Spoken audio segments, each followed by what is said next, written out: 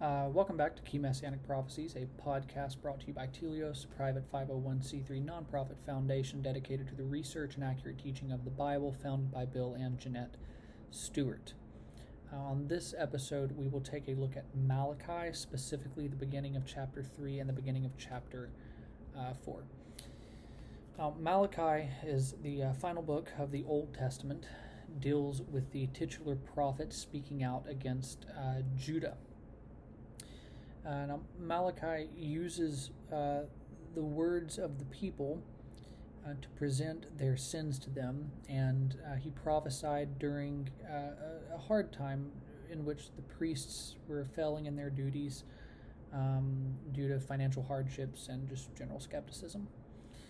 Now, the beginning of Malachi 3 concludes a second address in the book regarding the issue of unfaithfulness.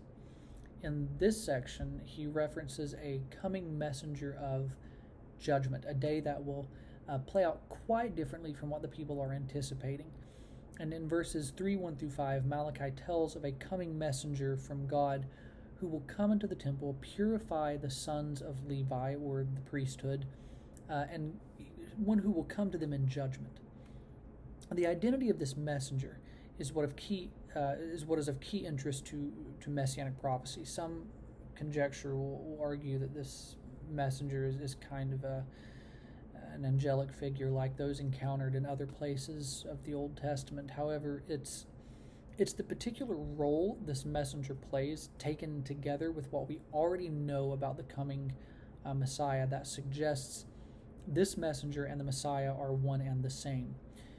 Remember the words of Ezekiel, who spoke of the coming Messiah in judgment and reconciliation, or the words of Jeremiah, who says that the Levitical priests will always have a man to offer purified sacrifices. The expected Messiah is the individual who fulfills these roles, and Malachi's words come as a warning.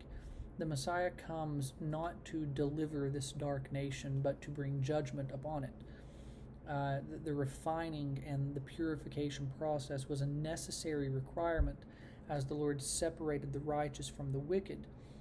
But judgment is certainly not the end, as God's righteousness heals those who fear Him. It is nonetheless a critical part of the Messiah's role in His work as God's divine messenger, this purification, judgmental process.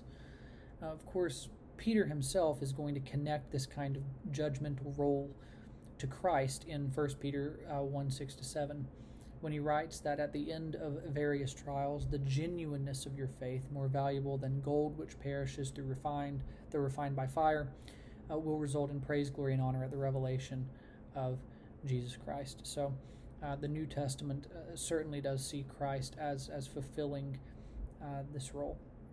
Now, thank you for joining us for this episode of Key Messianic Prophecies. On the next episode, we will finish our survey of Messianic prophecy with a final look on how the New Testament interprets the Old.